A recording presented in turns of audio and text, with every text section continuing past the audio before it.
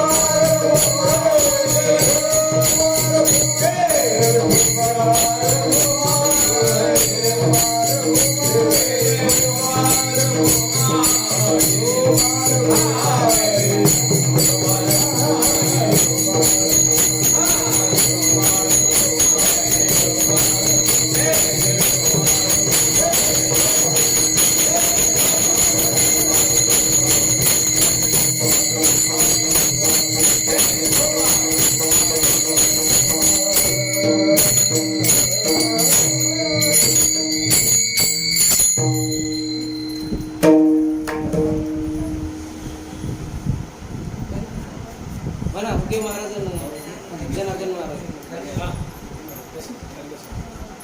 सद्बोध झाला नुरोनी आठेला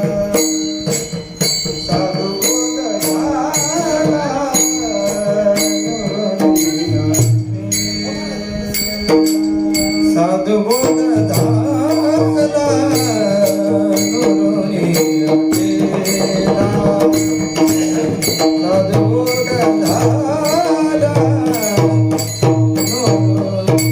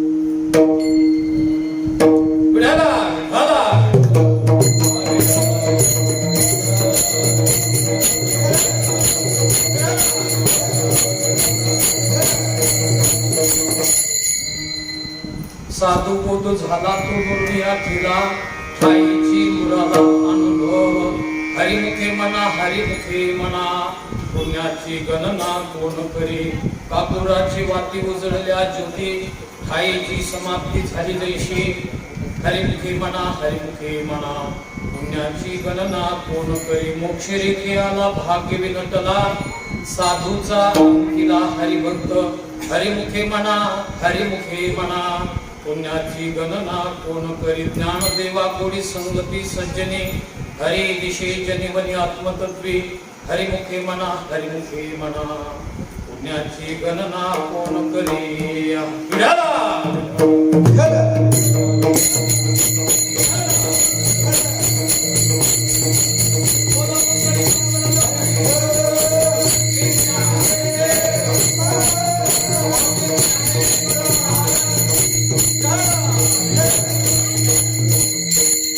विनायकं गुरुनो मे साकरी नाम विश्रुतमेशांचो सानिध्या जीवा मुक्त्वा भवन्ति साकरी वंशे ज्ञात ज्ञानदान परायणं विनायकं गुरुमन्ते भवबन्धने मुक्ते ज्ञान प्रताप विरसत्वचनामृतैः अद्वैत भाव पटुकाहित बुद्धिरश ज्ञानेश्वरस्त भगवान अवतीर्णेव श्रीरंगनाथं गुरुराज नमस्तुभ्यं शरचन्द्रबिम्बासं दशस्कुण्डलग्रान्तगण्डस्थलाङ्ग जपारागबिम्बाधरं गिरिनेत्रं परब्रह्मनित्यं भजे पाण्डुरंगातुर प्रथम नमन दुसरे चरण संताची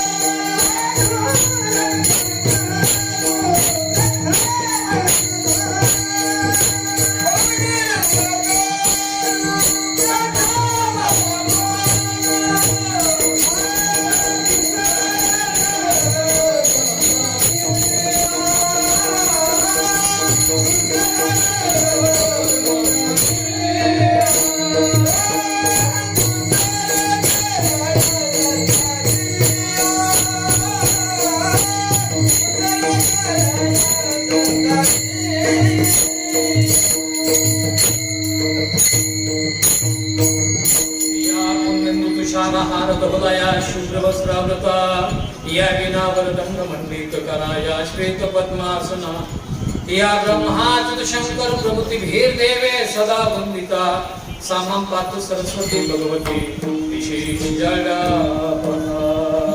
हे संताची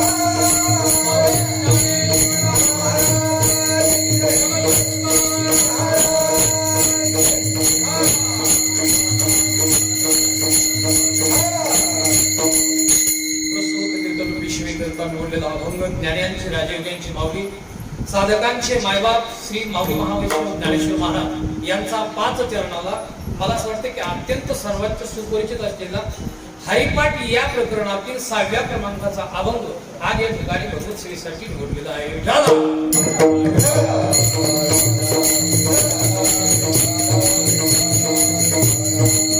माऊली महावैष्णव श्री ज्ञानेश्वर महाराज अभंगाच्या माध्यमातून या अभंगाचा भाव असा अभिव्यक्त करतात. प्रामुख्याने प्रत्येक सजीव असलेल्या प्राण्यांना सज्जन अन्वयाने जर विचारलं आपल्याला काय पाहिजे तर प्रत्येकाचं उत्तर हे असतं की आम्हाला असं सुख पाहिजे की ज्या सुखामध्ये कुठल्याही प्रकारच्या दुःखाच्या संबंधाचा लवलेश नसला पाहिजे. माऊली महावैष्णव ज्ञानेश्वर महाराजांनी सर्वांना हेच सांगितलं, तुम्ही जन्माला आले ठीक आहे, येत असताना नरदेहाला आले ठीक आहे, पण नरदेहाला आल्याच्या नंतर तुम्ही सद्गुरूंची सेवा केली पाहिजे. सद्गुरूंची सेवा केल्याच्या नंतर त्यांच्या मुखारविंदातून आलेला पवित्र जो बोध आहे हा बोध सुद्धा तुम्हाला झाला पाहिजे. पण मला बोध झाला हा भाव सुद्धा जाणं हा अत्यंत गरजेचं आहे. मला असं वाटतं हा बोध गेल्याच्या नंतर हा बोध कसा केला पाहिजे याच्याकरता माऊलींनी दृष्टांत सांगितला. कापुरासह वर्तमान ज्याप्रमाणे अग्नी सज्जनो काही क्षणामध्ये कापूरही जातो आणि अग्नीही जातो, तसं बोधही गेलं, अज्ञानही केलं पाहिजे आणि बोधही केला पाहिजे. ज्याप्रमाणे कापुरासह वर्तमान अग्नी नष्ट होतो, सज्जनो असा जो आला निश्चित रूपाने हे भाग्य कोणाच्याही नशिबामध्ये प्राप्त होत नाही. माऊली महावैष्णव श्री ज्ञानेश्वर महाराज सांगतात, साधूच्या अंकित झाला पाहिजे, तो देवभक्त असला पाहिजे, 100% तो मोक्षाची सीमा म्हणजे रेषा आहे, तो संपादन केल्याशिवाय राहत नाही. म्हणून माऊली महावैष्णव ज्ञानेश्वर महाराज सांगतात, बाबा हो, जर तुम्हाला ही अवस्था प्राप्त करून जर घ्यायची असेल तर याच्यासाठी एक काम करा. काय करा? ज्ञानदेवा गोडी संगती सज्जनी, म्हणजे तुम्ही एक अत्यंत लक्षण संपन्न असलेल्या साधूंच्या सहवासामध्ये जात असताना आवडीने त्यांची सेवा करा आणि एकदा त्यांची सेवा केली मग तुम्हाला हरी मंदिरात दिसणार नाही, तर हरी हा जनी वनी आणि आत्मतत्वी दिसेल. सज्जन हा बोध ज्यावेळेस माऊलीने केला तो त्यावेळेस प्रामुख्याने सज्जन काही साधक समोर आले माऊलींच्या आणि सांगितलं, माऊली 100% अशा पद्धतीची जी अवस्था आम्हाला प्राप्त करायची, पण हे संपन्न अशा प्रकारचं करण्याकरिता आम्हाला काय करावं लागेल. मग माऊलीने सांगितलं, भल्या माणसावर प्रथम क्षणामध्ये तुम्हाला प्रामुख्याने फक्त देवाचं नामस्मरण करावं लागेल. हरिमुखे म्हणा, मग मात्र त्या पुण्याची गणना मोज माप हे कोणी करू शकत नाही, पण प्रथम क्षणामध्ये पहिल्यांदा तुम्हाला देवाचं नामस्मरण करावं लागेल.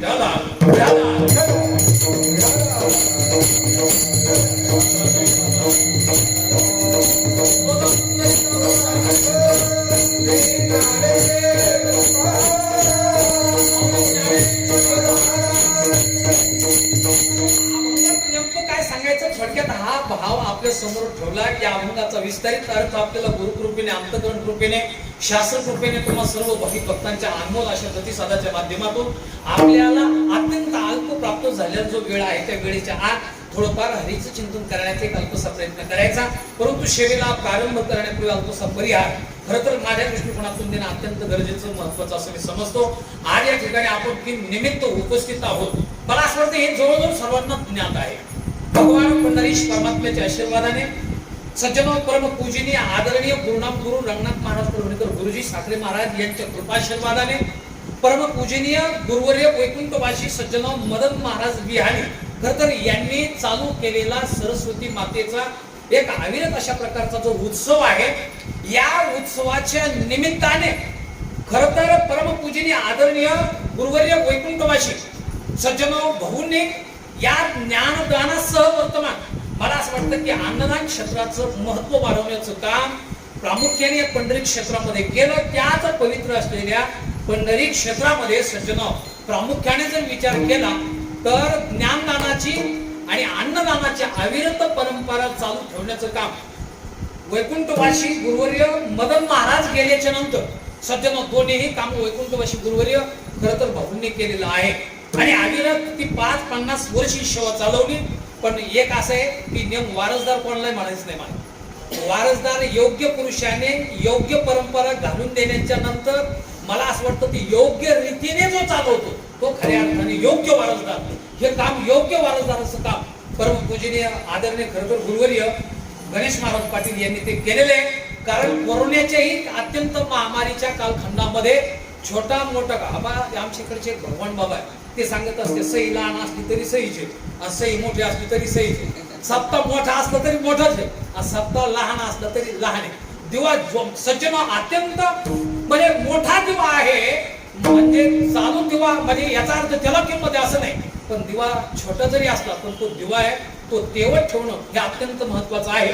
परम पूजनीय आदरणीय खरं तर गुरुवर्य गणेश महाराज त्यांना सर्व सहकार्य करणारे अन्नदान क्षेत्रातील सर्व सज्जन अन्नदाते आमची मंडळी या पंढरी क्षेत्रामध्ये अविरत सेवा करणारी आमची समस्त अशा प्रकारची फडकरी मंडळी आणि त्याचबरोबर महत्वपूर्ण सज्जन हाकेला हाक देऊन येणारे सर्व गणेश महाराजांना आमचे समकालीन आणि त्यांच्यानंतर असलेले सर्व गुरुबंधू सज्जन या ठिकाणी उपस्थित राहतात. त्यापैकी आदरणीय गुरुवर्य खरं तर आमचे मारुती महाराज कुंतुने शास्त्री असतील, आदरणीय पूजनीय आमचे ज्येष्ठ गुरुबंधू भागवताचार्य रामराव महाराज भजन असतील, त्याचनंतर मृदुंगाचार्य आमचे आमोद महाराज असतील, आमचे ठाकूर महाराज समोर उपस्थित आहेत, दत्ता महाराज भोसले असतील, आमचे परम मित्र खरं तर आदरणीय वेदांत वाचस्पती उद्या त्यांचं हरिकीर्तन आहेत. मला असं वाटतं की आज आमचे दत्ता महाराज भुके असतील, आदरणीय मृदुंगमणी तथा कीर्तनकार आमचे आत्माराम बाबा खरं तर या ठिकाणी उपस्थित आहेत आत्मा, आणि आदरणीय आमचे अभंग महाराज नारायण महाराज असतील, सर्व समस्त सज्जन भक्तगण या ठिकाणी प्रामुख्याने उपस्थित आहे. त्याचबरोबर या फडकऱ्यापैकी पण आमच्या सज्जन लहानपणापासून ज्यांनी अविरत सेवा केली असे आमचे जनार्दन महाराज पोपळे या ठिकाणी पवन महाराज भाऊंची सेवा केलेली असतील, आणि सरस्वती मातेच्या उत्सवानिमित्ताने सज्जन समस्त सर्व आलेले भक्तगण वास्तव जर विचार केला तर आता तात्काळ आपल्याला पुढे जायचं या अनुषंगाने सज्जन माऊली महावैष्णव ज्ञानेश्वर महाराज आणि प्रामुख्याने यांनी नरदेहाला प्राप्त झालेल्या सर्व सजीव प्राण्यांना उपदेश केलेला आहे. खरं तर गुरुवारी भाऊ सांगायची माऊली यांनी प्रतिज्ञाच अशी केली होती की जे मी जर अवतार धारण केला तर या समस्त अशा प्रकारच्या संसारवासी जीवांना सर्व सुख प्राप्त करून देण्याशिवाय मी संजीवन समाधी धारण करणार नाही. अवघाची संसार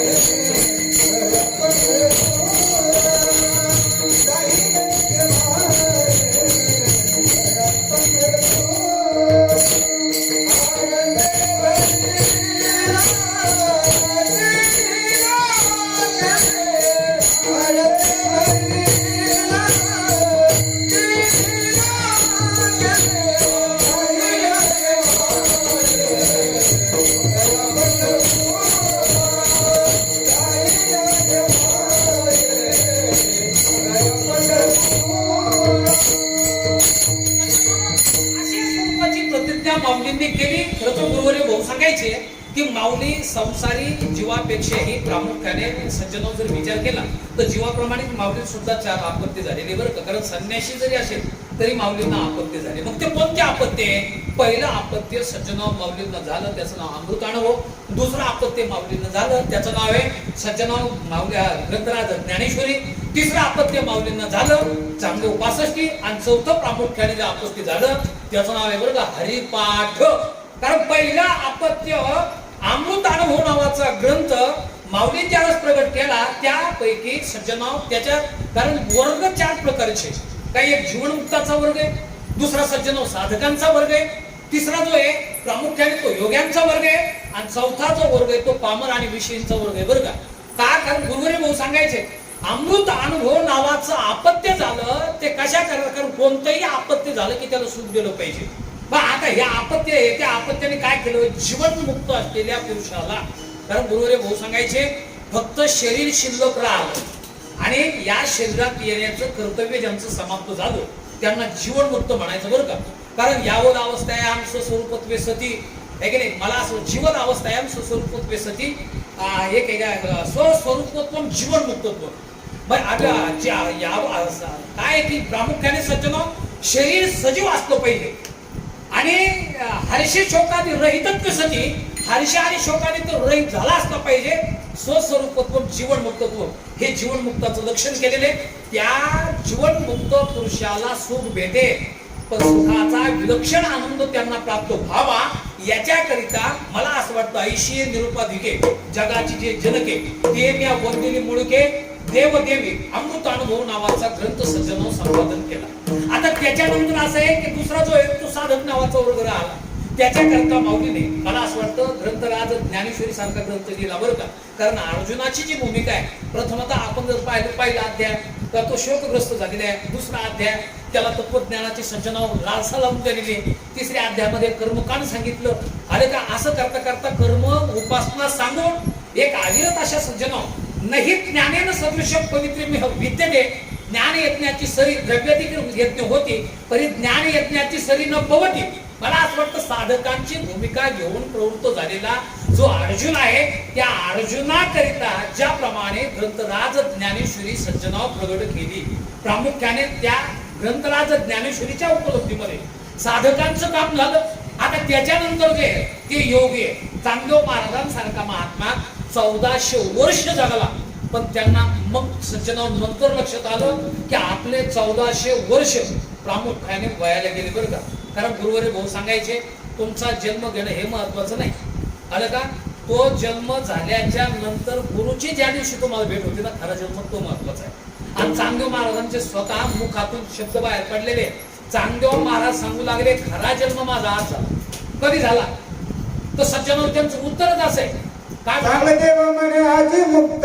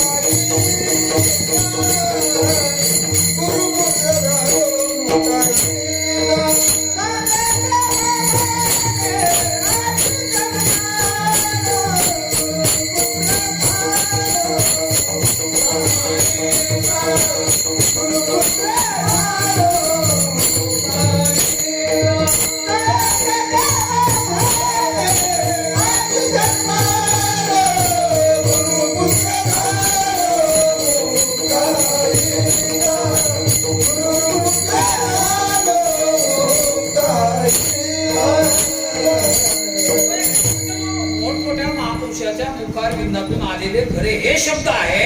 मी 1400 वर्ष जगलो. खर तर हा माझा जो आई आणि वडील यांच्या माध्यमातून जो जन्म झाला तो खरा जन्म नाही तर आज माझा खरा जन्म आहे. तो कोणता जन्म आहे. चांगदेव म्हणे आजी जन्म आलो मुक्ताईचा झालो गुरुपुत्र विठाला विठाला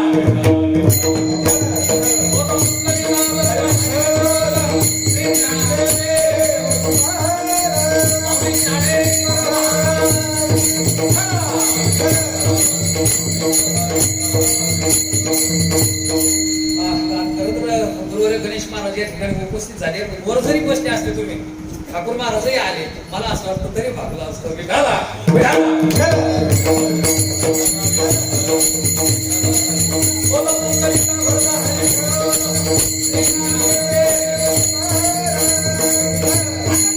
सर्वात मोठं आपत्य आध्यात्मिक दृष्ट्या सज्जन मला विवेचन करायचं ते म्हणजे जीवनमुक्त आहे.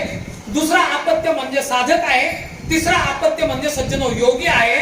पण सर्वात आवडीचं आता मला सांगा, एखाद्या मातेला जर 4 पुत्र असतील, बरं का, समोर पहा, एखाद्या मातेला 4 पुत्र असतील आणि गुरुवारी भौगीता भाषेमध्ये सांगायचे चतुर्विधा भजन्ते माम जना सुकृत अर्जुन, आहे की नाही. पण देवाला सांगितलं की बुवा 4 आपत्यापैकी तुम्हाला कोणतं आपत्य आवडतं, तर त्यावेळी देवाने सांगितलं तर माझं तसं काही नाही, हे यथामाम प्रपद्यंत तांस्ततैव भजाम्यहम्. पण जर कोणी सर्व खराच प्रश्न केला तर ज्ञानी मम आत्मा येतो, म्हणजे ज्ञानी जो पुरुष आहे माझा आत्मा असं माऊलीने म्हटलेले बरं का. पुढं खऱ्या अर्थाने मला असं वाटतं गीतेमध्ये आपल्याला पाहायला सापडतो. पण हरिपाठ नावाच्या ग्रंथामध्ये जर आम्ही विचारलं की माऊली तुम्हाला याच्यात काय आवडतं, जीवनमुक्त पुरुष एक आहे, दुसरा साधक आहे, तिसरे मला असं वाटतं योगी महाराज आहे, आणि चौथे सर्वात माऊलीने सांगितलं मला छोटासा मुलगा, लहान मुलगा आवडतो, तो म्हणजे सर्वात कोण आहे, हरिपाठ नावाचा ग्रंथ आहे बरं का. कारण हरिपाठ नावाच्या ग्रंथामध्ये सज्जनो जे आर्दन मर्दन असलेले, मलिन असलेले, कामक्रोधाधिक विकाराने त्रस्त आणि ग्रस्त झालेले, ऐहिक आणि पारलौकिक सुखाची अपेक्षा ठेवणारे पामर आणि विषयी आहेत, यांना निरातिशय सुखाचा पत्ता लागण्याच्या दृष्टिकोनातून माऊलीने सांगितलं जर तुम्हाला जन्म आला, येत असताना जर तुम्ही नरदेहाला प्राप्त झाले, नरदेहाला प्राप्त झाल्याच्या नंतर योगायोगाने तुम्हाला साधूची शिवाय घडली, शिवा घडल्याच्या नंतर प्रामुख्याने त्यांचा बोधही तुम्हाला प्राप्त झाला, तो बोध प्राप्त झाल्याच्या नंतर तुम्ही एक काम करा, हा बोध सुद्धा राहता कामा नाही बरं का. साधूचा बोध झाला पाहिजे, पण हे लक्षात घ्या, साधूचा बोध झाल्याच्या नंतर मला बोध झाला हा भाव गेला पाहिजे. माऊली सांगतात अभंगाचं पहिले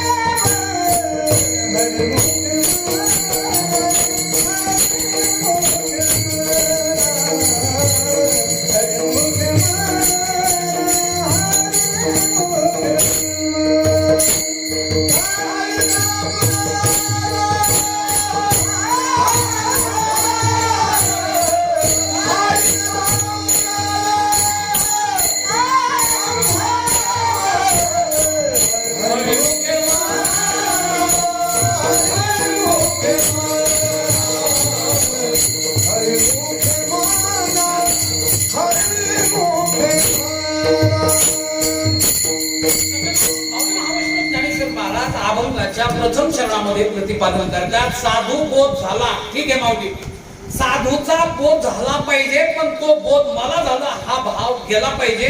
पण अगोदर आम्हाला हे सांगा, साधूचा बोध होण्याकरता त्या साधूचा सहवास आम्हाला करायचा प्रथमतः, कारण गुरुवर्य महाराजांनी सांगायचे, कारण साधूचा सज्जन जर सहवास करायचा, ज्यांचा सहवास करायचा अगोदर त्यांचं लक्षण कळलं पाहिजे, कारण साधूचं लक्षण कळलं पाहिजे, नंतर साधूच्या प्राप्तीचं कारण कळलं पाहिजे, नंतर साधूच्या प्राप्तीचं फल कळलं पाहिजे, नंतर साधूच्या प्राप्तीचं सज्जन अवधी कळलं पाहिजे. आता बोध या शब्दाने परोक्ष बोध आणि दुसरा आहे अपरोक्ष बोध आहे. मग पाहिजे ना परोक्ष बोधाचं लक्षण काय, परोक्ष बोधाचं कारण कोण, परोक्ष बोधाचं फल काय आणि परोक्ष बोधाचा अवधी कोण. अपरोक्ष बोध म्हटलं की अपरोक्ष बोधाचं लक्षण काय, अप्रोक्ष बोधाचं कारण कोण, अप्रोक्ष बोधाचं फल काय आणि अप्रोक्ष बोधाचा अवधी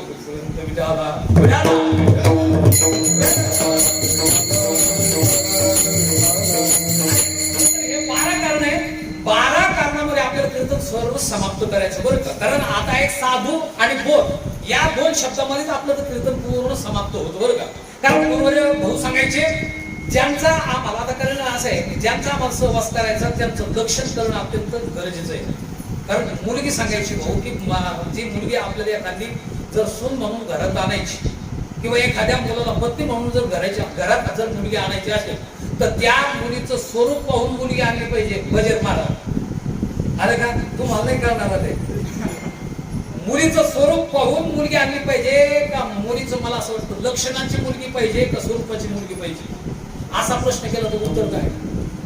अमेरिकन मुलगी आणली समजा आणि एखादी आपली कुलमान सोयऱ्याची मुलगी आणली आणि मग मुलासमोर 2 मुली जर ठेवल्या आता ती गोरी गोमती शिकली सवरलेली सर्व काही आता मला येतच सांगा आणि आपल्या सोयऱ्याची कारण शोध होणी पुळे दोन्ही प्रियाशी अनुसरे कामिनी. आता या प्रामुख्याने माऊलीच्या वचनाला अनुसरून आपल्या सोयरे संबंधातली मुलगी जर आणली आता ती बिचारी दिसायला खूप आलं का आणि हे मुलगी दिसायला सुंदर.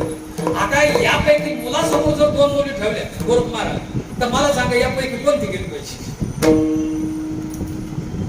आलं का आपली कुलवान मुलगी केली पाहिजे का अमेरिकन मुलगी केली पाहिजे. आता असा प्रश्न केला उत्तर काय सरळ सरळ मला हे सांगायचं मुलगी स्वरूपाची महत्वाची नाही मुलगी काय लक्षणाची अत्यंत महत्वाची आहे.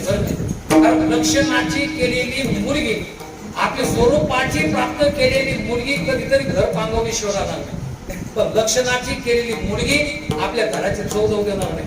तसं मला असं वाटतं मग आता साधू आपल्या टीव्ही चॅनलला पाहून साधू गुरु केला पाहिजे बजेट म्हणतात का आता लक्षण पाहून गुरु केला पाहिजे असा जर प्रश्न केला तर लक्षणाचा अत्यंत महत्वाचा बरं का.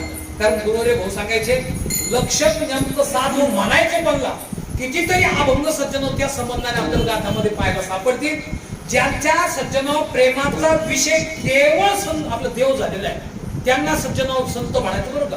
त्यांना खऱ्या अर्थाने गुरु म्हणायचं कोणालाही गुरु म्हणायचं नाही कारण तेच संत आहे असं जगद्गुरु तुकाराम महाराज तेची संत तेची संत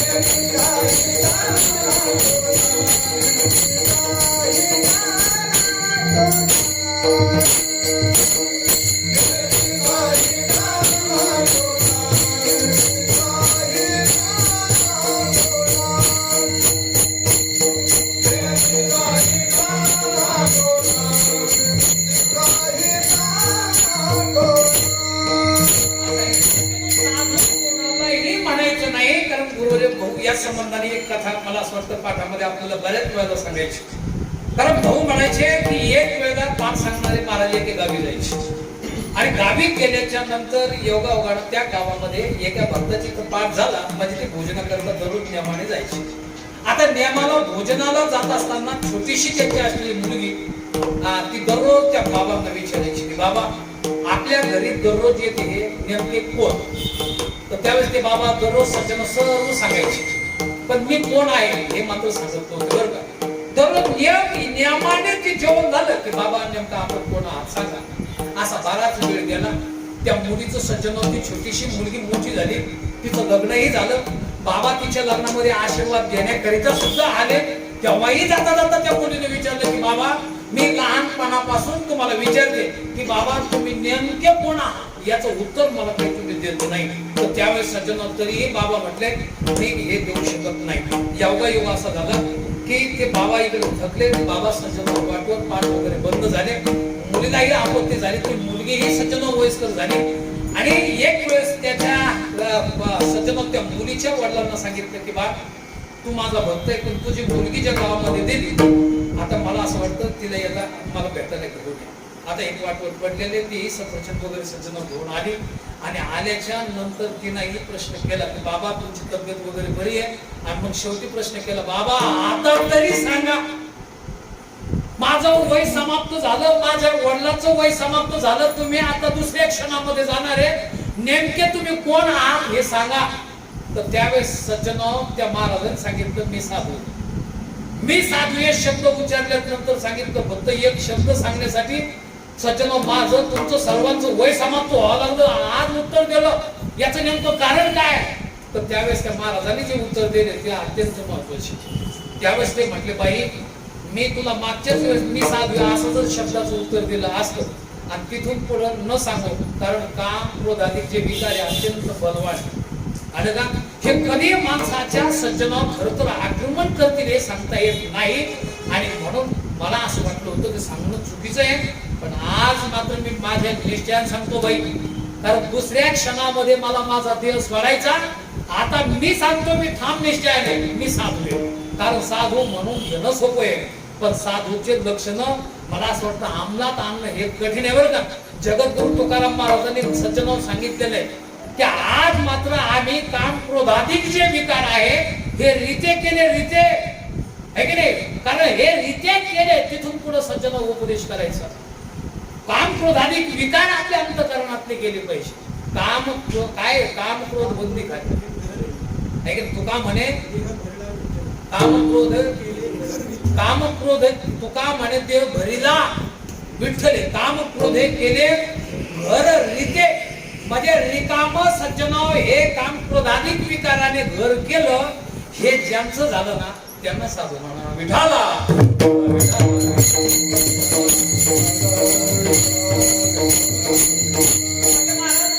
थोडक्यात आम्हाला साधूचं लक्षण काय आहे हे आमच्या आता लक्षात आलं.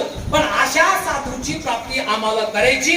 मग असा साधू असा संत सज्जन सत्पुरुष जर आम्हाला भेटायचं असेल तर त्यांच्या प्राप्ती करिता नेमकं कारण कोण हे आम्हाला सांगा.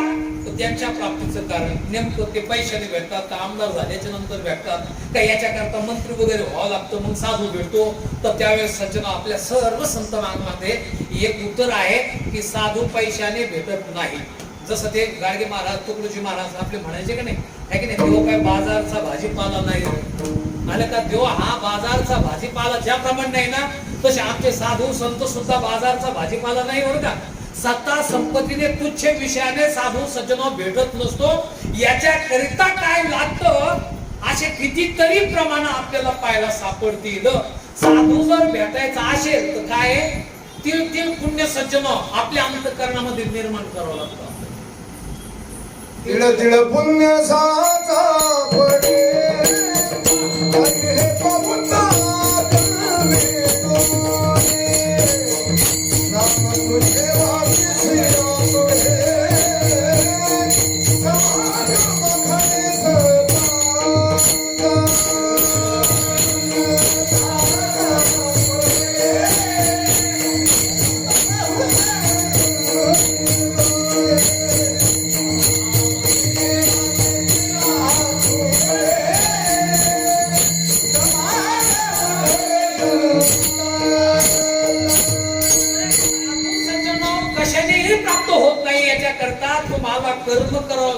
हेही निष्काम करावं लागतं. आणि एकदा हे जर घडलं तर मग मात्र त्या पुण्याचा परिपाक झाला रे झाला.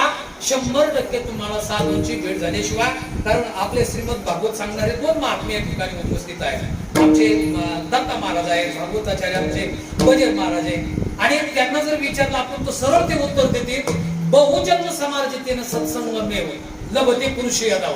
म्हणजे अनंत जन्म कोट्यानं कोटी रोकड्या लाईजे पाठोपाठी तो होय भेटी हरिप्रियाचे. मला असं वाटतं बहुजन्म समार्जितन.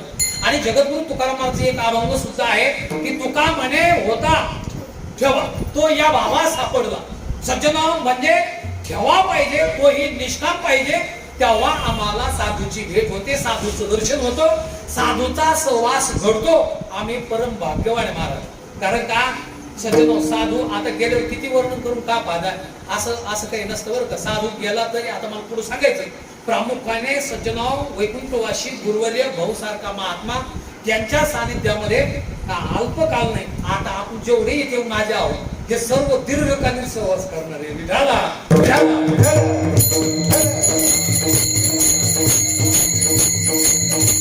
अशा पद्धतीचा साधूचा सहवास आम्ही स्वाभिमानी आहे. आम्ही स्वतःला खऱ्या अर्थाने निष्काम पुण्यवान काहीतरी केला असेल तेव्हाच आम्हाला कारण मी स्वतः करून जात असताना आर्मीच्या गाडीमध्ये बसतो बरं का. आता तिला उशीर आहे म्हणून पंढरपूरच्या बसतो, लक्ष दे. म्हणजे 1 मिनिटाचा जर वेळ, दत्ता महाराज 1 मिनिटात मला असं वाटतं कपडे घेऊन निघाले होते. आता ते पुढे उद्या तुम्हाला सांगतील, लक्षात घ्या. एक क्षणात भाऊ आले, पुन्हा ते मागा आले. म्हणजे याचाच आहे की केलेलं पुण्य हे एकाच नाही, सामूहिक समष्टी. ज्यांनी ज्यांनी पुण्य केलं मला असं वाटतं त्यांच्या जीवनामध्ये गुरुवर्य भाऊ सारख्या महात्म्यांची भेट झाली. हे आपल्या अनंत जन्माचं केलेलं निष्काम सज्जन कर्माचा परिपाक म्हणजे आपल्या सर्वांना गुरुवर्य भाऊंची भेट आहे. विठाला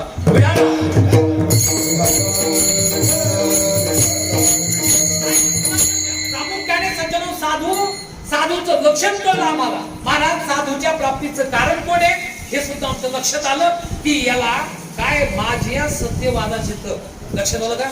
शवा केली बहुत कल्प. आज निवृत्ती दादांची भेट आणि त्यांच्या मुखरविंदातून हे ज्ञानेश्वरी सारखं अमृत अनुभवासारखं तत्वज्ञान श्रवण करण्याकरता आणि लिहिण्याकरता माझ्या सत्यवादाचे अनेक प्रकारचे काय हे तप मी प्रगट केले. आणि त्याचा हा परिमाण आहे सज्जन, परिणाम आहे. हे स्वाभिमानानं सज्जन आमच्या मौलीने सांगितले. याचं कारण मला हे सांगायचं, साधू पैसा सत्ता संपत्ती वैभवाने प्राप्त होत नाही तर निष्काम पुण्याने प्राप्त होतो महाराज. आता आमचे हे लक्षात आलं. म्हणजे साधूचं लक्षणही कळलं, साधूच्या प्राप्तीचं कारणही कळलं. आता फक्त आम्हाला हे सांगा त्यांच्या सहवासामध्ये गेल्याच्या नंतर त्यांच्या सहवासाचं प्रामुख्याने फल काय आहे. कारण काल आमच्या महाराजांनी सज्जनावर सांगितलं चांगुनी महाराजांनी प्रयोजन अनुद्देश्य मंदोपी न प्रवर्तते. आम्ही नामस्मरण 100% घेऊ पण घेतल्याच्या नंतर फल काय तर त्यांनी सरळ चांगल्या पद्धतीने उत्तर देऊन टाकलं. तर ही काया ब्रह्मरूप होते, गोविंद रूप होते, हे त्याचं सामर्थ्य आहे. तसं प्रामुख्याने सज्जन आम्हाला साधूचं लक्षण कळलं, ठीक आहे. साधूच्या प्राप्तीचं कारणही कळलं, ठीक आहे. पण साधूच्या सहवासामध्ये राहण्याचं फल काय तर त्यावेळी सज्जन साधूच्या सहवासामध्ये राहण्याचं फल हेही आपल्याला संतवांगामध्ये पाहायला सापडतं. तुम्हाला जर साधूचा सहवास घडला आणि त्यांचं योगायोगात जर आलिंगन घडलं, उपदेश लांबच राहिला तरी सुद्धा तुमची काया काय होते याचं सुद्धा सुंदर वर्णन आपल्याला अभंगामध्ये पाहायला सापडतं बरं का. काय होते तर काय उत्तर दिलं, आलिंगने संतांची, आलिंगने संतांची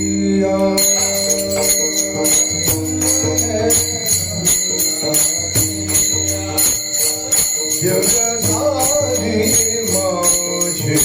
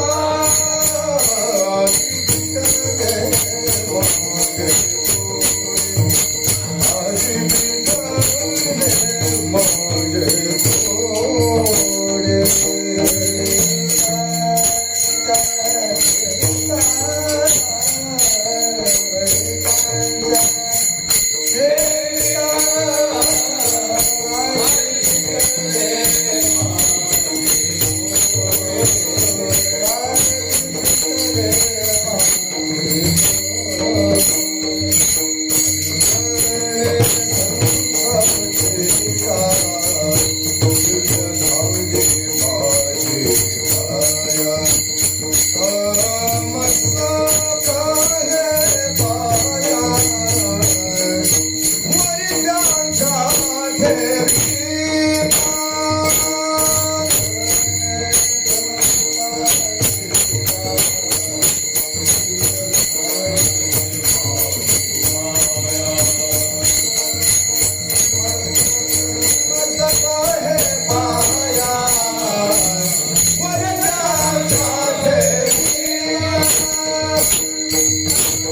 त्यांच्या सहवासाचं फळ आहे बरं का. कारण आलिंगनी संतांचे किंवा आलिंगन घडे मोक्ष साहित्यता जोडे ऐसा संतांचा महिमा किंवा घाली पापा तापा तुटी दैन्य गेले उठा उठी हे त्यांच्या सहवासाचं थोडक्यात मला सांगायचं फळ आहे. म्हटले महाराज साधूचा लक्षण कळलं, साधूच्या प्राप्तीचं कारण कळलं, साधूच्या प्राप्तीचं थोडक्यात फळ सुद्धा आमच्या लक्षात आलं. आता आम्हाला हे सांगा साधूच्या प्राप्तीचा अवधी कुठपर्यंत आहे, तर याचं उत्तर गुरुवर्य भाऊ सांगायचे. ब्रह्मसूत्र भाषेमध्ये मला असं वाटतं तो श्लोक गेलेले आहे. यावत अवस्थाया काय पंचदशी मध्ये काय यावत आयोस तावस त्रैवंद्या है की नाही. गुरुर वेदांत ईश्वर कारण आदो ज्ञान प्राप्ती सिद्ध्यर्थ पश्चात कृतज्ञता अनुभवबद्ध आहे. म्हणजे जोपर्यंत आपल्याला आयुष्य आहे तोपर्यंत सज्जनो तीन वंदनीय कोण कोण आहे. एक गुरु, दुसरा आहे ईश्वर आणि तिसरा आहे वेदांत. आता हे बाकीचं जाऊ द्या, आपल्याला थोडक्यातच पुढे जायचं. पहिले आपलं गुरु घ्यायचं का, त्याचं कारण असं आहे गुरु म्हणजे साधू आहे, साधू म्हणजे संत आहे, त्यांचा सहवास आपल्याला करायचा. मग आता नेमका सहवास करायच्यानंतर काय अवधी कुठपर्यंत घ्यायचा. अवधी असा आहे की त्यांची सेवा अगोदर आहे का. आता इथं आम्ही तत्वज्ञान संपादन करण्याकरता थोडंफार जर आलो तर नुसतं तत्वज्ञान प्राप्त करण्याकरताच इथे यायचं तर नंतर पियावं लागेल महाराज. आता काही येत नाही तो भाग वेगळा, पण यावं लागेल का नाही मला हे सांगा. आलं का. सर्वांनी इथे यायला पाहिजे, सर्वांनी इथं भेट द्यायला पाहिजे. का बरं, कारण अगोदर सेवा करणं हे तर आपला स्वार्थ आहे. कारण आपल्याला अज्ञान जाणार आहे आणि आपल्या सज्जन आपल्या नशिबाने आपल्याला बोध प्राप्त होणार आहे. पण साधूची सेवा अगोदरही करायची आणि साधूची सेवा नंतरही करायची. आदो ज्ञान प्राप्ती सिद्ध्यर्थ आहे की नाही. अगोदर ज्ञान प्राप्त करण्याकरिता आणि पश्चात कृतज्ञता अनुभवबद्ध आहे.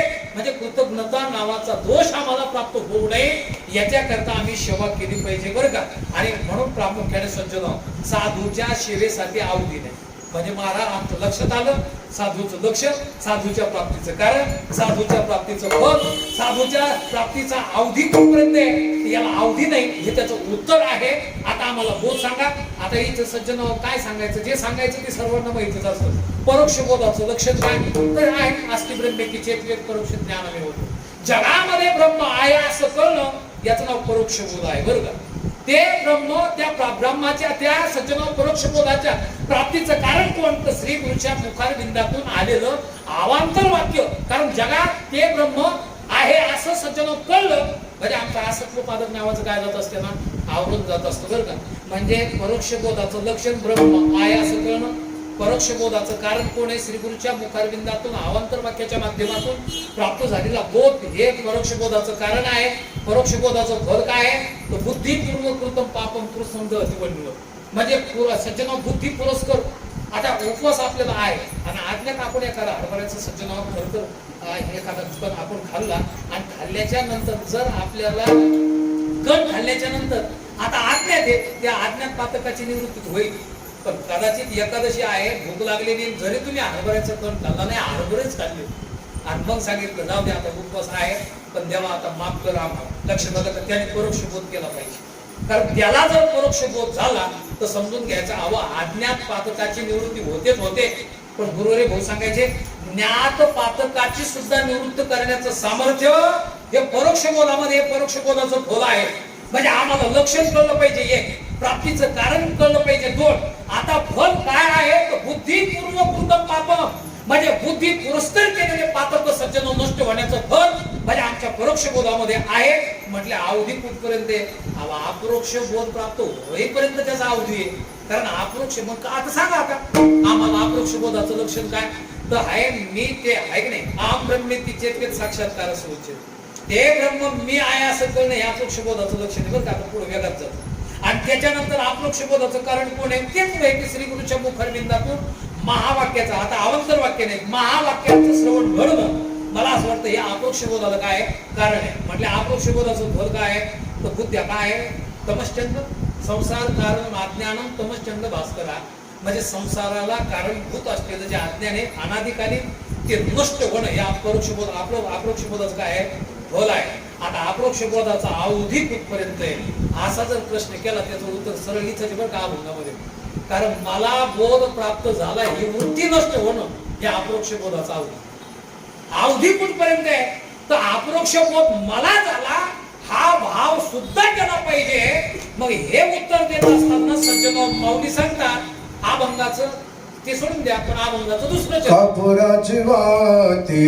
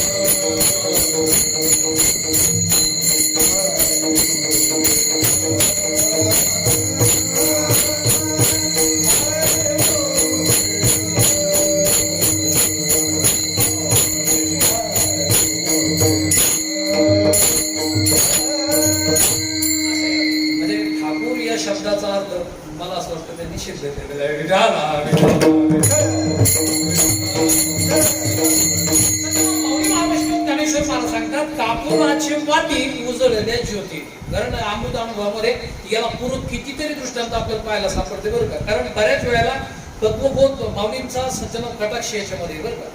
कारण असं आहे गुरुजीचे शब्द अमृत अनुभवामध्ये गुरुजींनी सांगितलं की एक वेळेस भगवत पूज्यपाद श्री शंकराचार्य कारण देवाने सांगितलं जा बरं तुम्ही सर्व समाजाच्या अंतःकरणामध्ये असलेला अज्ञान घालवा. मग अज्ञान घालवा याच्याकरता मला असं वाटतं हे सांगितलं भगवत पूज्यपाद आचार्य आले आणि त्यांनी सज्जनावर एवढा मोठा सज्जन संघर्ष केला, पूर्ण भारत भ्रमण केलं. भारत भ्रमण करून मला असं वाटतं की ते 8 वर्ष वयामध्ये त्यांनी 4 वेद संपादन केले, 16 वर्ष प्राप्त झाले, सर्व शास्त्रविद झाले आणि जगाला तत्वज्ञान सांगायला प्रारंभ केला. आचार्यांनी सांगितलं मी आज्ञान घालवलं. आचार्यांनी सांगितलं, गुरुजी म्हणायचे बरं का, आचार्यांनी सांगितलं मी आज्ञान घालवलं, त्यांना ज्ञान प्राप्त करून दिलं. पण त्यांना भयानक आरोप पुन्हा झाला, त्यांनी ज्ञान कसं ठेवलं, आता माऊली तुम्ही जा असं तिथं गुरुजींनी सांगितलं. आणि माऊली याच्याकरिताच आले की अज्ञान सज्जनो आचार्यांनी घालवलेलं आहे, पण आता हे ज्ञान घालवायचं अवजड काम हे तुम्हाला करावं लागेल. कारण अज्ञान जाणं सोपं आहे महाराज, पण सर्वात अवघड जाणं भजन महाराज, ज्ञान जाणं अवघड. कारण मला बोध प्राप्त झाला, पूर्ण ज्ञानेश्वरी वाचा तुम्ही, त्याच्यानंतर अमृत अनुभव संपूर्ण जर आपण वाचा अध्ययन केला तर याच्यामध्ये आपलं पाहायला हेच सापडतं. सज्जनो ज्ञान खंडन एक त्यांनी प्रकरण केलेलं आहे, आणि त्या प्रकरणामध्ये आवर्जून सांगितलं की ज्ञान तुम्हाला झालं, पण ते घडणं महत्वाचं नाही, यापेक्षा जाणं फार महत्वाचं बरं का. कारण ज्ञान झाल्याच्या नंतर बऱ्याच वेळेला काय होतं, काष्ट जळाले तरी सुद्धा राग नावात शिल्लक राहते, फुल जरी तोडलं तर पराग नावात ते शिल्लक राहते. पांडुरंग आपण ज्यावेळेस पाहतो तिथे उदाहरणच दिलेले की ज्यावेळेस आपल्याला सज्जन आपल्या अंगाला जर आपण भस्म जरी लावला, त्याचे परमाणू संपूर्ण उडून जरी गेले तरी पांढरा शुभ्रपणा जो अंगाचा तो शिल्लक राहतोच असतो बरं का.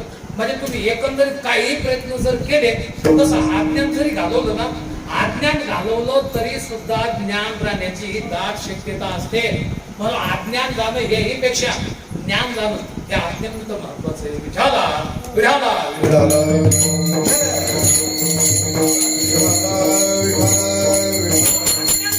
अत्यंत महत्वाचं याही पेक्षा ज्ञान जाणं. कारण ज्ञान कृती नावाचा राजा बरोबर तो तुम्ही मला सांगायची पाडमध्ये आणि काय या रेख नावाचा हवा, आणि तो जरूर तो राजा बिचारा दरबारात गेला की तो काय सांगायचा सर्व लोकांना की दरबारातल्या आता जास्त चुका करायच्या नाही बरं का, चोऱ्या मारामाऱ्या करायच्या नाही, आणि जर तुम्ही असं केलं तुम्ही हे ब्रह्मत नाही, मी जाईन हे राज्य सोडून.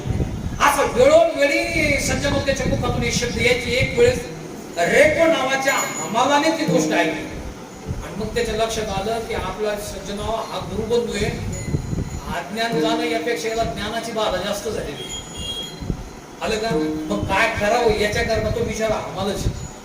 त्याने काय केलं, राजा शिकारीला जात असताना मागे शिपाई पुढे शिपाई, आणि मग त्यांच्या मधोमधी सज्जन यांनी आपला म्हणजे यांनी ते जी गाडी सोडली, आणि मग तो त्या जोर जोरात म्हणू लागला की बाजूला व्हा, मी गाडीवान बाजूला व्हा, मी गाडीवान बाजूला व्हा, मी गाडीवान बाजूला व्हा. तर मग ते राजाच्या लक्षात आलं की असे महामूर्ख आपल्या राज्यात राहतात, मध्ये आज करू मी गाडीवान बाजूला व्हा असं म्हणणं, हा असा महामूर्ख कस काय आलं का. आम्हाला जरी असला कोण आहे त्याला आपण विचारलं, शिपायाला त्यांनी बोलून घेतलं, सांगितलं जा त्याला बोलून आला. मग तो रेको नावाचा हमाल समोर आला, आणि मग त्या राजाने सज्जनावर प्रश्न केला, काय माझ्या एवढ्या तत्वज्ञानी असलेल्या पुरुषाच्या राज्यामध्ये असा महामूर्ख तू कस काय येतो.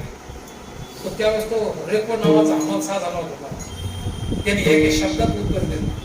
तर तो काय सांगू लागला माहिती का, तो म्हणजे मी महामूर्ख कस काय. तर त्यावेळेस राजाने सांगितलं, अरे फक्त बाजूला व्हा, म्हण तू बाजूला व्हा असं म्हटला. मी गाडीवान आहे, तू गाडीवान आहे, आमच्या लक्षातच आहे, फक्त तुम्ही बाजूला असं तुम्ही म्हटलं पाहिजे. मी गाडीवान बाजूला इतकं तू विशेषण जे वापरले, महामूर्खाचं लक्षण नाही. तर त्यावेळेस ते सांगितलं, आता काय म्हणते यथा राजा तथा प्रजा. किंवा अरे मग मी राजाच आहे, मी का माझ्यासारखा मूर्ख आहे का. तो म्हणे अरे तुम्ही तर ब्रह्मज्ञानी आहे. मग मी ब्रह्मज्ञानी, तू ब्रह्मज्ञानी आहेच, लक्षात आलं का. पण मी ब्रह्मज्ञानी आहे हे म्हणणं मूर्खपणा आहे, तू ते स्वर पाहिला. मग मी गाडीवान बाजूला व्हा हे म्हणणं सोडतो. आणि मग त्याच्या लक्षात आलं बा खरंच तू कोण आहे. तो म्हणे तू ज्या गुरुचा चला त्याच गुरुचा चला मी, पण तू राजा आहे आणि माझ्या अनुष्ठानी मी फक्त हमाल झालो. ब्रह्मज्ञान होणं राजा चांगलं आहे, पण ब्रह्मज्ञान ठेवणं फार वाईट बरं का. आता इथून पुढे मी ब्रह्मज्ञानी आहे घर सोडून जाईल असं म्हणलो, कारण मी ब्रह्मज्ञानी आहे असं जर तू म्हणू लागला तर हे योग्य नाही. अरे मी ब्रह्म आहे हा सुद्धा भाव केला पाहिजे. आता एखाद्या वेळेस पायात काका ठाकून मला पायातला काका कशाचा होता आपल्या ग्रामीण भागामध्ये. मग पायातला काका जर काट्याने काढला तर मग आता त्या काट्याने उपकारच केले की मग तो काका खिशात झाला. जर आपण पायातला काटा काढला तो काटा काढून त्याने उपकार केले म्हणून जर आपण खिशात घेऊन आलो तर 100% आपल्या तो शरीरात प्रवेश केल्याशिवाय राहणार नाही. मग आता पायातला बरा का तिकडे बरा हा एवढं म्हणा कोणी चांगले नाही, कारण कोणी काटेचे लक्षात घ्या. गुरुवारी भाऊ सांगायचे काळी घाल पांढरी घाल, आपल्याला आता वेळ नाही. पण प्रामुख्याने जर विचार केला तर बोध होणं हे वाईट नाही, पण बोध ठेवणं हे अत्यंत वाईट आहे. ते कसं केलं पाहिजे? आता पहा आपलं काय वेदेश्वरी नावाचा ग्रंथ आहे, त्याच्यामध्ये आमचे एक वैकुंठ विठ्ठल मला सांगायचे, ते म्हणायचे की आता पहा त्याच्यामध्ये आली ती बोली की जे आपण पाण्यामध्ये घाण पाणी असतं त्रुटी टाकतो त्याच्यामध्ये, आणि त्रुटी टाकल्याच्या नंतर योगायोगानं घाम जाते त्यातून, आणि काही क्षणामध्ये वजन महाराज काय जाते त्रुटी सुद्धा जाते का नाही? मग काय राहते असं जर प्रश्न केला, घाणही गेली त्रुटीही गेली, मग खाली काय राहिलं? ते म्हणतात तू सांग मी नामस्मरण करतो. लक्षात आलं का? घाणही गेली त्रुटीही गेली, आता खाली काय राहिलं? उत्तर हेच आहे, खाली फक्त पाणी शिल्लक राहिलं. तसं घाण म्हणजे आज्ञा नाही गेलं पाहिजे, त्रुटी म्हणजे ज्ञानही गेलं पाहिजे, आणि खाली हा भाव म्हणजे शून्यवाद नाही, फक्त स्वरूप शिल्लक राहिलं पाहिजे. कसं? कापुराची वाती उजळल्या ज्योती, ठाईची समाप्ती झाली जशी, कापूरही गेला काही क्षणामध्ये, आणि त्या कापुराला प्रज्वलित करणारा जो अग्नी आहे तोही गेला. कापूर जाणं म्हणजे अज्ञान जाणे, आणि त्याला पेटवणारा अग्नी म्हणजे काय? ज्ञान आहे. हे ज्ञान गेलं पाहिजे, कापूरही गेलं पाहिजे. हे कोणाच्या जीवनात घडत नाही बरं का, याला कोणाचं तरी आणखी व्हावं लागतं पाहिजे. हे असं जर अवस्था प्राप्त होण्याकरता अगोदर देवाचं सगुणी भजत आहे ना, कारण उपासना कर्म वगैरे करावं लागतं, त्याला देवाचा भक्त व्हावं लागतं, आणि साधूच्या अंकित जर झाला तर तो मोक्षाची सीमा पार केल्याशिवाय राहत नाही. हेच तर माऊली अभंगाचे तिसरे मोक्ष रे केला भाग्य बिना, मोक्ष रे केला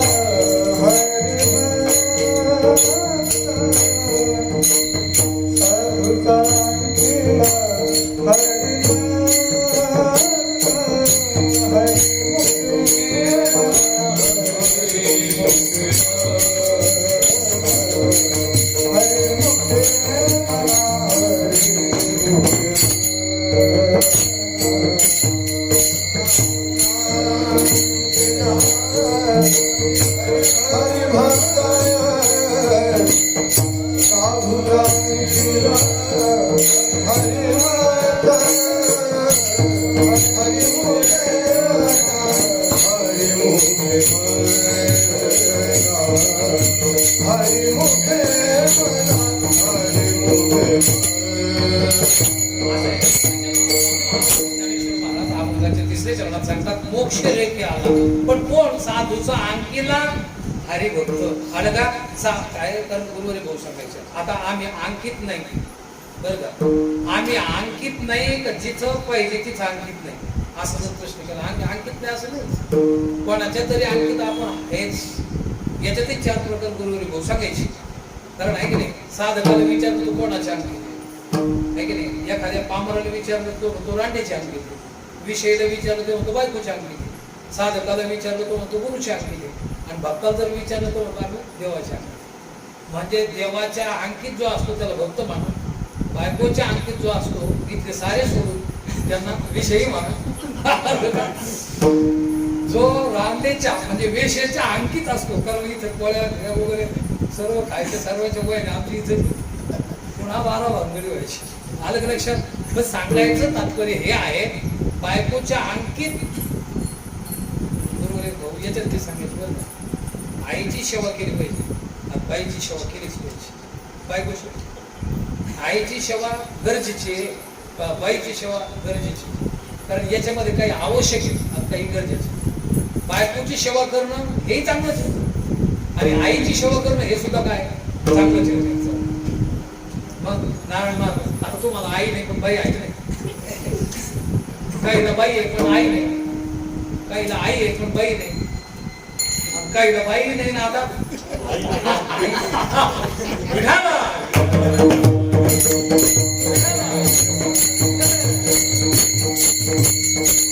लक्षात आलं का? सांगायचं तात्पर्य हे आहे, आईची सेवा करणं हे आवश्यक आहे आणि बाईची सेवा करणं हे गरजेचं आहे.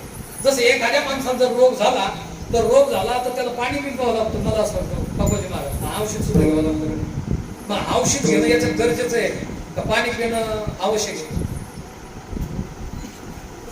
बरोबर ना? औषध घेणं हे गरजेचं आहे आणि पाणी पिणं हे आवश्यक आहे. तसं बाईची सेवा करणं हे गरजेचं आहे, कारण नाही सेवा केली तर भाकर भेटणार नाही, आणि आईची सेवा करणं हे आवश्यक आहे कारण तिच्या वाचून मुक्ती भेटणार. म्हणजे असे लक्षात आलं का? तसं अंकित होणं अत्यंत गरजेचंच आहे. अहो, अंकित होणं गरजेचं आहे, पण बाकीच्या सर्व गरजा याच्या काय लक्षात आलं का? पण याच्यामध्ये सर्वात महत्वाचं, कारण गुरुची सेवा करणं, गुरुच्या अंकित होणं हे अत्यंत आवश्यक आहे. कारण जो सद्गुरूच्या अंकित झाला 100% सज्जन होतो, मोक्षाची सीमा मात्र पार केल्याशिवाय राहत नाही बरं का? याच्याकरिता तुम्ही साधूचा सहवास करा, पण नुसतं जाऊ नका. कारण साधूच्या सहवासाचं राहणं वेगळं आणि साधूच्या सहवासात नांदणं वेगळं. तसं तुम्ही नांदून पहा, हेच माऊली अभंगाचे शेवटचे ज्ञान देवा गोडी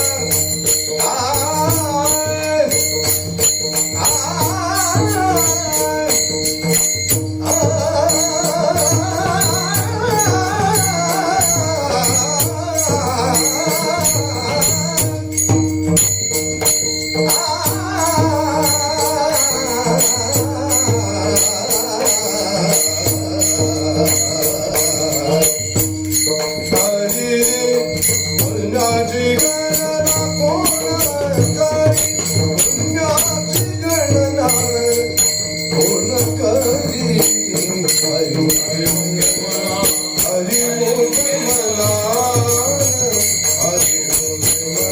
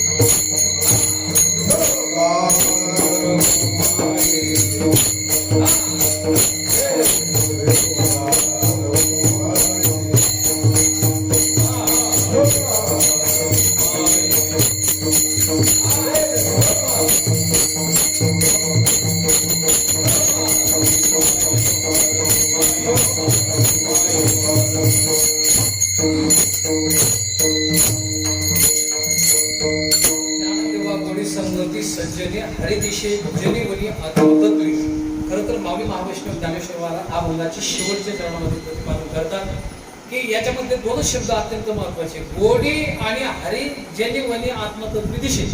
का बरं? त्याचं कारण आहे, कारण याच्यातून गुरुवारी भाऊ सांगायचे तर वेगळ्या पाठामध्ये दोन शब्दात आपल्याला शेवट समाप्त करायचे. गुरुवारी भाऊ सांगायचे कारण साधूच्या सहवासातून राहणं वेगळं, साधूच्या सहवासामध्ये सज्जन आवडीनं राहणं वेगळं. बरं का? काय बरं? तसं याला उदाहरण गुरुजी द्यायचे.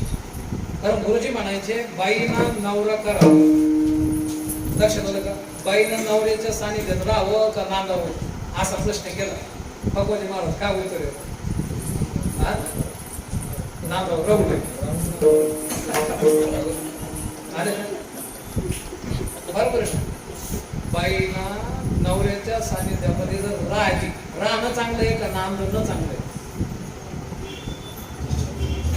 नाही, उत्तर काही द्या. तुमचा अपमान नाही करणार. अनुभव आहे.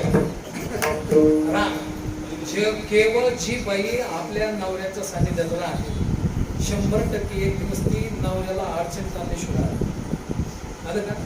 किंवा राहतेच तिला आपत्ती होतं असं मात्र नाही, पण नांदले तिला आपत्ती झाल्याशिवाय नाही. बरं का? हे लक्षात आलं का? तसं एखाद वेळेस आता आम्हाला ग्रामीण भागामध्ये एका महाराजांना विचारतात ना, मला कीर्तन कोण येते, तुला कीर्तन कोण येते, कुठं होता, आळंदीला होता का कुठं, काशी काही मथुरा, वृंदावन, हरिद्वार, काही म्हणजे कुठं पंढरपूर. तेव्हा मी पंढरपूरला होतो ना. तुम्ही मी म्हणलं मी पंढरपूरला होतो. किती वर्ष म्हणलं? 12 वर्ष. मग तू 12 वर्ष तेव्हा मी बी 12 वर्ष होतो. तुला कसं नाही जा, तू आता पण त्या मठामध्ये संस्थेमध्ये. तो म्हणे मी रामबागेत मिस्त्रीचं काम करत होतो. आता मिस्त्रीचं काम करत होतो. तो पंढरपुरात नामला करा आता करतो. तो पंढरपूर क्षेत्रामध्ये राहिला का नामला नुसता राहा, मिस्त्रीचं काम करत राहा. देव धर्म याच्याकडे नाही राहतो. तो राहिला पण नांदला नाही. आमचे बजर महाराज, गणेश महाराज, सर्व भरकरी महाराज मंडळी या पंढरी क्षेत्रामध्ये अविरत सेवा करतात ना. ते नुसते राहत नाही, इथं नांदतात. त्यांना बोधरूपी आपत्ती झाल्याशिवाय हे लक्षात घ्यायचं. आणि का तसं बाईने जसं नवऱ्याच्या सानिध्यात राहू नये, नांदलं पाहिजे, तसं साधकाने सद्गुरूच्या सानिध्यात राहू नये, तिथं राहून नांदलं पाहिजे. त्याला बोधरूपी आपत्ती झाल्याशिवाय राहत नाही. आणि एकदा का राहिले तर मला आता आणि त्यांना मंदिरात बजर महाराज आहे की नाही, गुरुदेव भाऊ सांगायचे बरोबर माऊलीचा सोहळा सुरू होण्याची शक्यता वाटली तर भाऊ म्हणायचे अरे पोरं ओके जय गे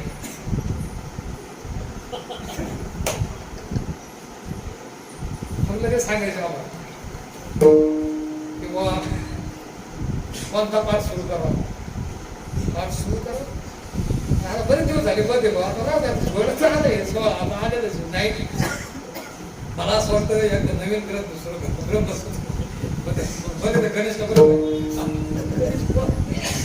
म्हणजे गणेश महाराजांना खाली बोलायचं, विचार करायचा. मग मला म्हणजे वाटायचं भाऊने तर आता झालं तर मारला.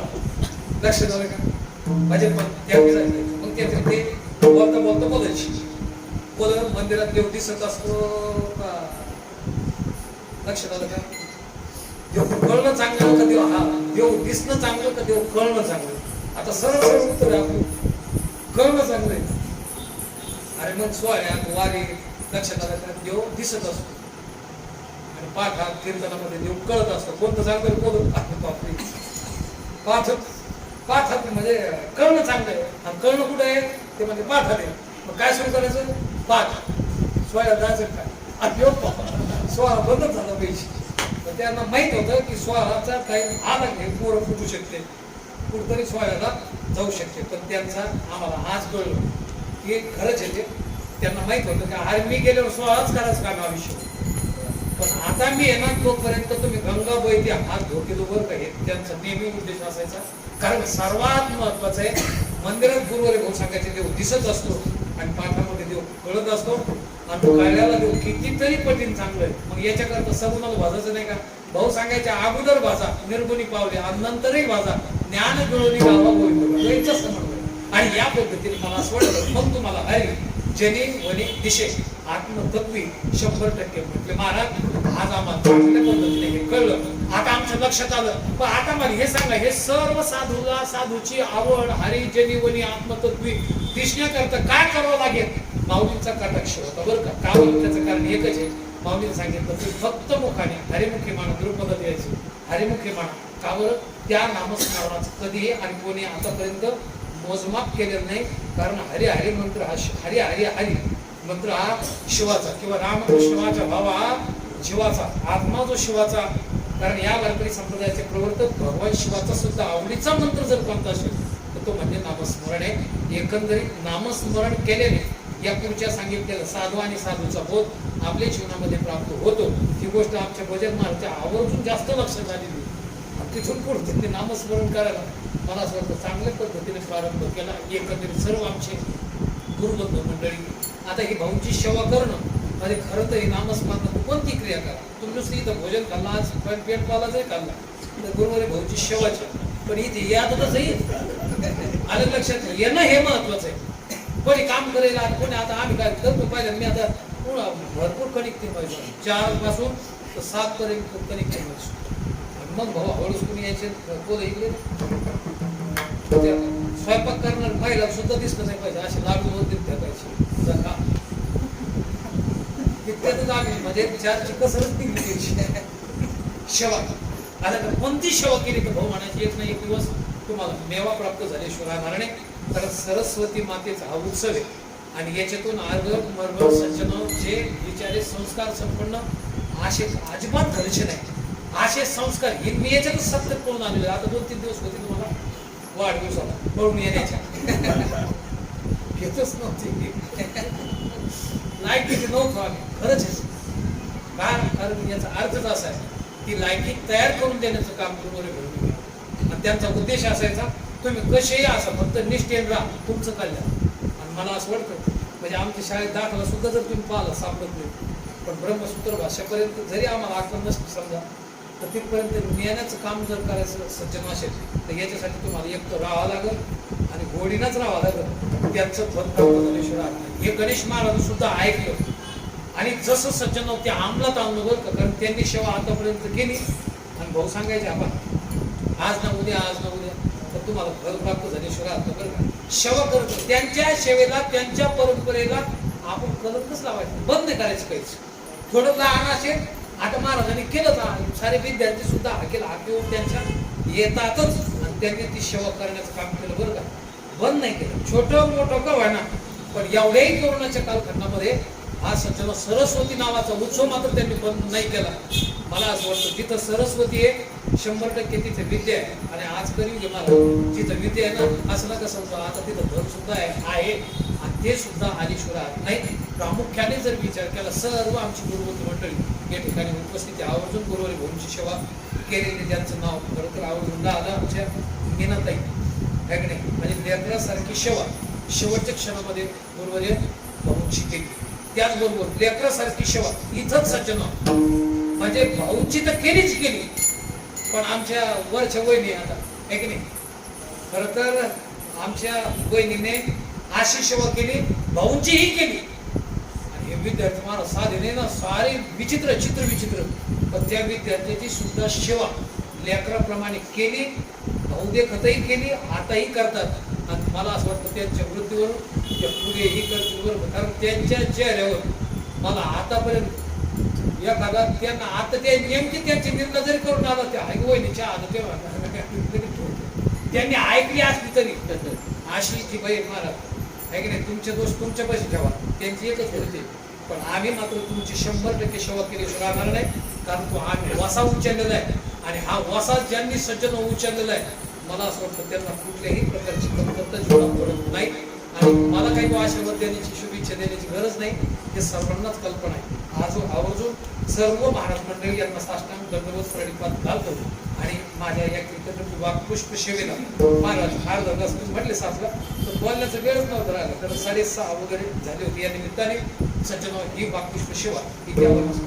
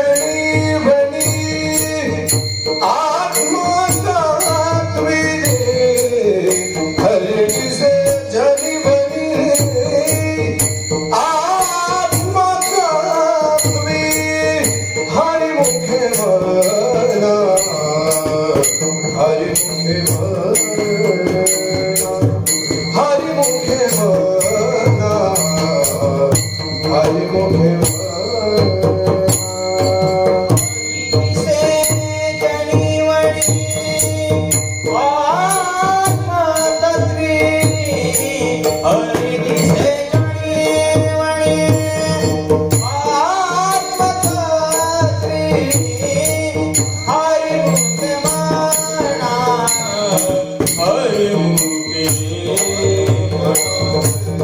हरि मुखे हरि मुखे पुण्याची गणना कोणा करी